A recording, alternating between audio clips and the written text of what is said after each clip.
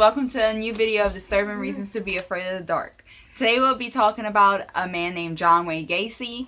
Even though that it doesn't have any paranormal incidents during the time, it's still a very compelling story and I got requests to do it, so I will do this along with part 2 of Fox Hollow Haunting. That would be uploaded again at the same time as this, probably a few hours after. But just to let you know, it will be uploaded and there's going to be 2 parts. So make sure it doesn't matter which one you do first, just please watch them both. They're very interesting.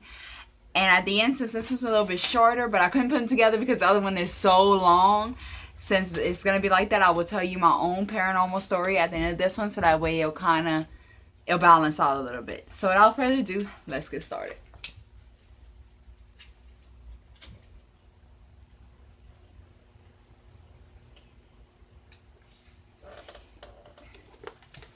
Two men that collected souls.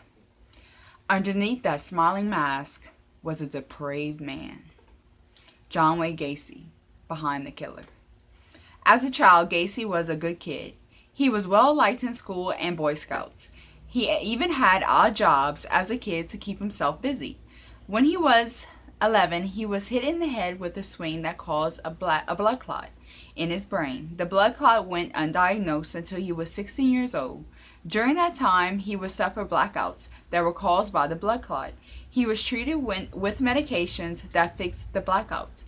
When he was 17, he was diagnosed with a heart disorder that he was hospitalized for many times. He complained about it many times over the years, saying he was in a lot of pain, but a source for the pain was never found. When he became a teen, he complained about abusive behavior from his father. His father would abuse his sisters as well as his mother. After he finished business school, he soon married Marilyn, whose family owned 6 Kentucky Fried Chickens in Iowa. His father-in-law offered him a position, and he took it and left Chicago to Iowa. For a couple years, everything was great. He excelled at the restaurants. His family life was wonderful, and his health was getting better.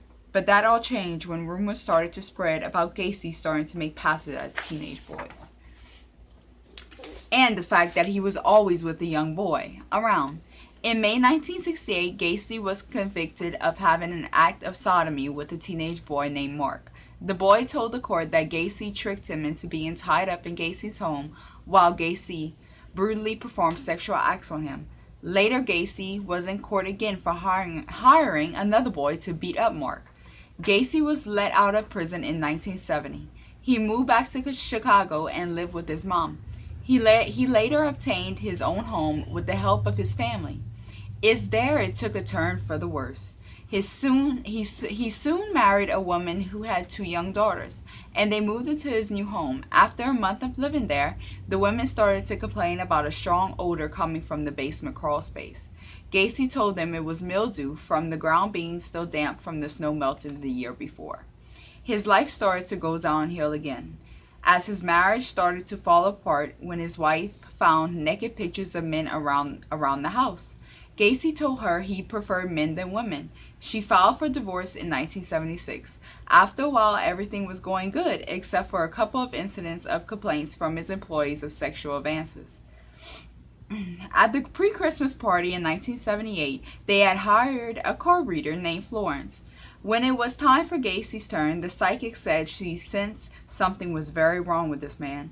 She also stated that when she was giving him his card reading, she felt ill every time she turned over a card. She couldn't pinpoint many details except for there was an evil hiding inside of the man named Gacy. She felt compelled to tell the host about what she believed. She told her Gacy was a violent, perverted man, but the host didn't want to believe that such a good man to her could be so evil as the psychic had described. Over the next months, many teenage boys went missing until one mother wouldn't give up and hired a private investigator. He uncovered graduation rings in Gacy's home that belonged to some of the missing boys. He later found over 21 bodies in the crawl space in the basement of Gacy's home. Gacy killed and raped over 37 boys and was put on death row for lethal injection on May 9, 1994. He was injected that day. By the spring of 1979, Gacy's home had been reduced to ruin. But even through the monstrous man was gone, and His home demolished, the onlookers still filled the road and sidewalks, curious to see where the killer clown used to hide his monstrous acts from the world. Soon the onlookers stopped coming, but the grass never grew. The grass stayed brown underneath Gacy's home. The ground, bringing the question to mind: did the amount of death and sin mark the land for a curse to so death will always be a part of that property? This is a very compelling story. I liked it, even though it didn't have much paranormal other than the grass never grew. But a home was built on top of it, and they even changed the address. So if you go looking for this home and you look it up, you will not find the address. Your best hope is to just go down that street and using Google Maps, take a old map that shows where the homes were, and then to go on Google Maps to try to exactly pinpoint where Gacy's home was. You will not find it if you do not do that.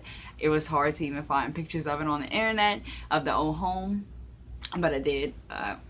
But yeah, that's it for this story. It was a wonderful story. Now I'm gonna tell you a little paranormal happening that I had a few years ago. When we used to live in the apartment that I always talk about, it was such a severe, so many things happened to us in that apartment. Me particular, my husband didn't have too many, I don't believe. Like a couple of things that happened that was unexplained. Like this one time, we were sitting down watching TV, and the way we had the couches, there was a recliner here and a couch here against the two closets, and our TV was in front. And he always has pairs of sunglasses laying around everywhere because it's like he loves sunglasses so much. Like he'll buy 1,000 pairs but never wear them. He'll wear them a couple times. Oh, they're too small for my face, and just leave them. And that was the case here. He had left one in front of the TV, and we were just sitting down watching TV. And I don't think we had a cat, but she kept going outside. She just left outside at that time, so I don't think we had one. But his sunglasses were sitting right below the TV on our TV stand, and all out of nowhere, the glasses just went off the entertainment center, almost like a string pulled it. Like it was so mechanical. Like it was very creepy. And another experience we had. This one was me. I came home from work. It was around 2:00 before I went to get my son from school. And I was changing my shirt, changing my clothes, because the smell from working in the food industry, sometimes it's like after a while you work there, it's like, oh, just get this smell off of me. So I was changing and whatnot, and when I had these little candle holders that hold the long sticks of candles, and I was changing. I know I didn't bump it.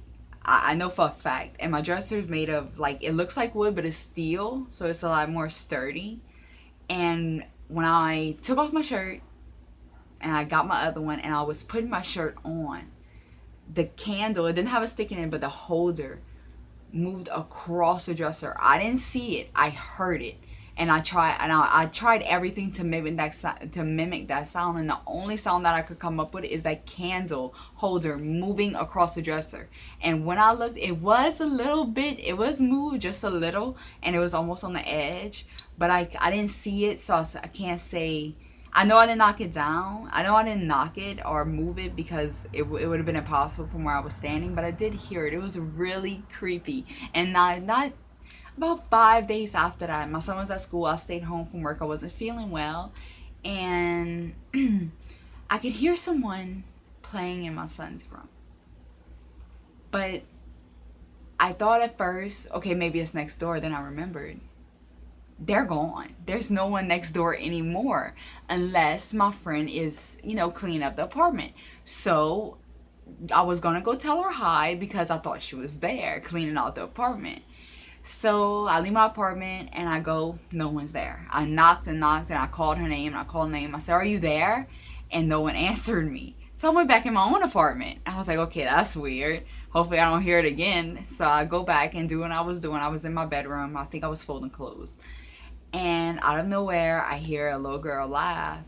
And when I go look in the hallway, because I was going to go outside, but knowing well that probably wasn't coming from outside, but I was a chicken. And when I go to leave my bedroom, a basketball comes rolling out my son's room.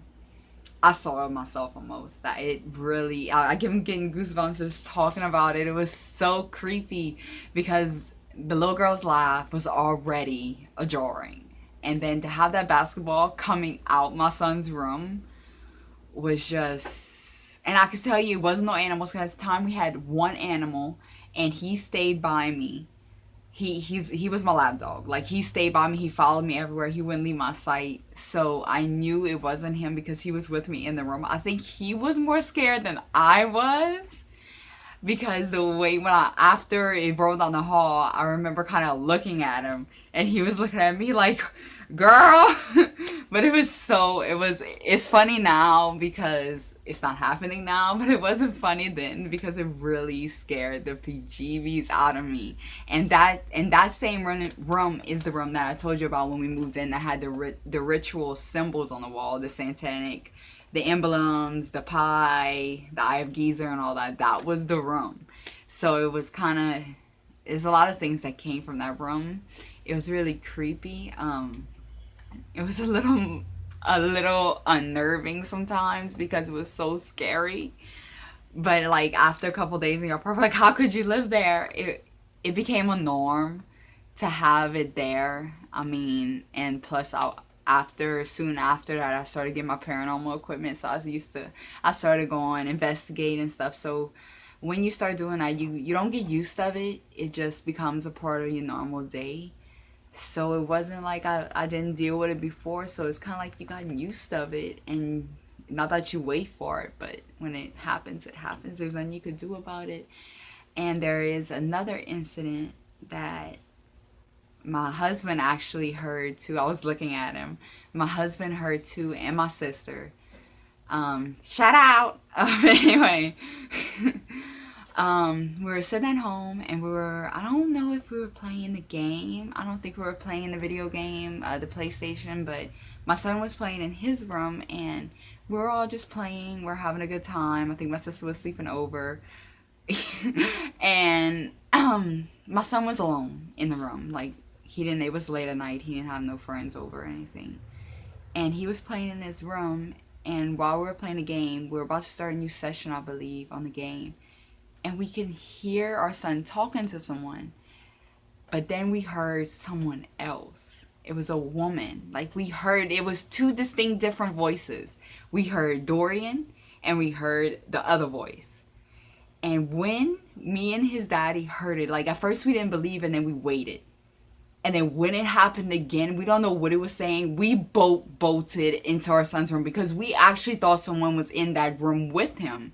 And you could go comment Doza337 and ask him, dude, how did you deal with that? Because he will say that did happen. And I'm sure even me just talking about it kind of brings back a little bit for him because that was a really surreal moment.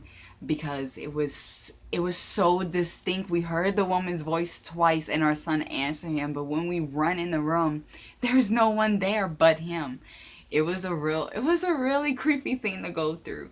But yeah, this video is already long, so I'm gonna edit it. It should be on tonight. So everyone have a great night, and remember, stay scared, my Nikki Loos.